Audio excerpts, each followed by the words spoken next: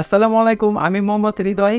আর এই ভিডিওতে আপনাদের সঙ্গে আমি যে টপিক বা যে বিষয়বস্তুটা নিয়ে আলোচনা করব সেটা হচ্ছে, আমরা যখন একটি নতুন ইউটিউব চ্যানেল ক্রিয়েট করি বা নতুন ইউটিউব চ্যানেল খুলি, সেই ইউটিউব চ্যানেলটাকে যখন আমরা ইউটিউবে গিয়ে সার্চ করি, সেই ইউটিউব চ্যানেলটাকে আমরা কেন খুঁজে পাই না। সো এই ভিডিওতে আমি আপনাদেরকে এই বিষয়টা জানিয়ে দেবো, কিভাবে আপনি আপনার ইউটিউব চ্যানেলটাকে সার্চ করলে আপনার ইউটিউব চ্যানেলটা খুঁজে পাবেন। পদ্ধতিটাই আমি আপনাদেরকে আজকে বুঝিয়ে দেবো বা জানিয়ে দেবো, ঠিক আছে? সো ভিডিওটাকে প্রথম থেকে শেষ পর্যন্ত দেখতে থাকুন। আশা করি আপনারা জানতে পারবেন কিভাবে একটি নতুন ইউটিউব চ্যানেল ক্রিয়েট করে সেটাকে সার্চ করলে খুঁজে পাওয়া যাবে বা সার্চ রেজাল্টে র্যাঙ্ক হবে।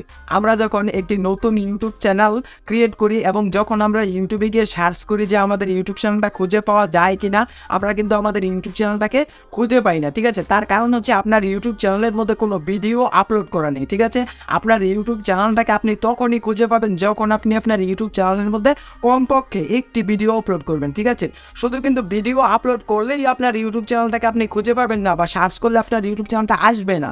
আপনার ইউটিউব চ্যানেলের মধ্যে যেই ভিডিও বা যেই কোয়ালিটির বা যেই ক্যাটাগরির ভিডিও আপলোড করেন না কেন, সেই ভিডিওর ট্যাগ, টাইটেল, ডিসক্রিপশনে আপনার ইউটিউব চ্যানেলের নামটা দিয়ে দিতে হবে। তারপরে আপনাকে ইউটিউব চ্যানেলের মধ্যে আপনার ভিডিওটা আপলোড করতে হবে। সো আপনি যখন ভিডিওটা ইউটিউবে আপলোড করবেন, তারপরে যখন আপনি ইউটিউবে গিয়ে আপনার চ্যানেলটাকে সার্চ করবেন, তখন কিন্তু আপনার চ্যানেলটাকে আপনি খুঁজে পাবেন, ঠিক আছে?